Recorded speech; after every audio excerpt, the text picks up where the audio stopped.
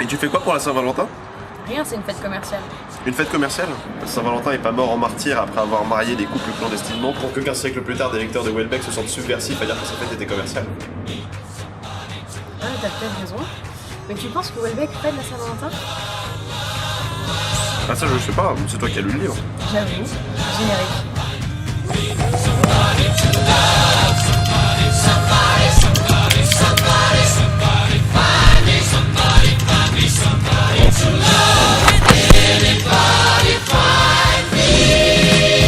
On a souvent l'image d'un Houellebecq dépressif qui dépeint des personnages enfermés dans des relations stériles. Dans son œuvre, il décrit la médiocrité du mode de vie occidental. Mais dans Sérotonine, c'est peut-être la première fois qu'il nous parle réellement d'amour. En France, la consommation d'antidépresseurs atteint des sommets. Et Florent Claude, le personnage principal de ce dernier roman, n'y coupe pas. Chaque jour, il avale sa petite pilule du bonheur.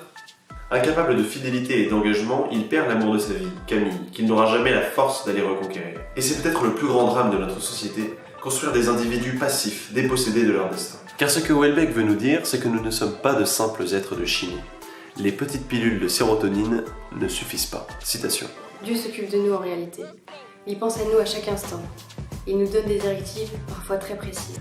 Ces élans d'amour qui affluent jusque dans nos poitrines jusqu'à nous couper le souffle, ces illuminations, ces extases, inexplicables si on considère notre nature biologique, notre statut de simple primate, sont des signes extrêmement clairs. Dans cette citation, le diagnostic du docteur Houellebecq rejoint celui du docteur Thibon. Thibon, Gustave ou Gusti, c'est ce paysan ardéchois qui a traversé le XXe siècle en philosophe. Attaché à sa terre tout en étant profondément passionné de littérature, de poésie et de réflexion critique, il accueille dans sa ferme pendant la guerre la turbulente Simone Veil en stage agricole. Admiré aussi bien par Jacques Maritain, Gabriel Marcel, Lanza del Vasto ou même Charles Maurras, il aura des disciples jusqu'à Pierre Rabhi.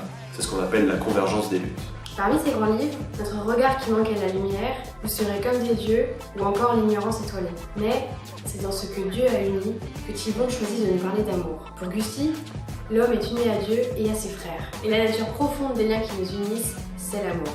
Quand l'homme brise ses liens avec Dieu ou avec ses frères, il comble le vide par des idoles. L'adoration de la technique, le narcissisme, la volonté de toute puissance viennent supplanter les liens amoureux.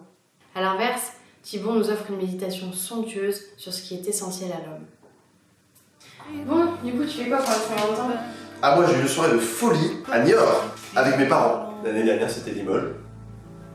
Entre elle et moi, entre elle et moi, j'aimerais que ce soit toute la vie comme ça. Entre elle et moi, entre elle et moi, pour elle c'est une histoire